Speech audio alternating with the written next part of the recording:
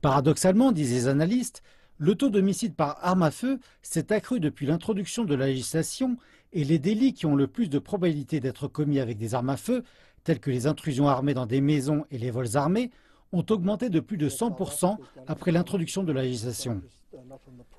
La législation sud-africaine sur les armes à feu se concentre non pas sur le problème, mais beaucoup sur le mauvais groupe cible.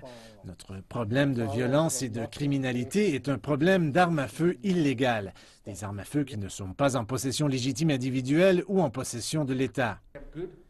Nous avons une bonne législation sur le papier, mais dans la réalité, elle n'est pas bien mise en œuvre. Si elle était correctement mise en œuvre et correctement financée, vous auriez une des meilleures législations au monde. La question, selon un analyste, n'est pas celle des propriétaires légaux et documentés d'armes à feu, mais celle des nombreuses armes à feu illégales qui sont disponibles et utilisées pour la perpétration de délits. Notre législation sur les armes à feu vise les propriétaires légitimes d'armes à feu. Elle ne vise pas à s'attaquer à la criminalité d'aucune manière. Par conséquent, les ressources allouées au contrôle des armes à feu pourraient être mieux utilisées à contrôler la criminalité.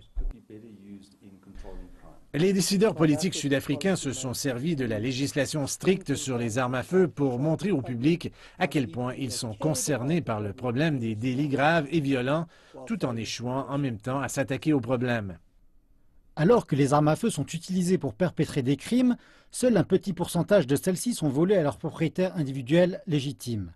Le problème réside dans les armes des institutions qui sont volées puis revendues.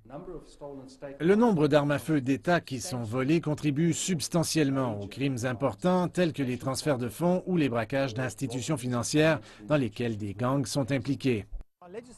Alors que la législation semble viser le mauvais groupe, certains amendements sont en préparation qui rendront plus onéreux pour les propriétaires légitimes d'armes de garder celles-ci. Pendant ce temps, la criminalité continue d'augmenter.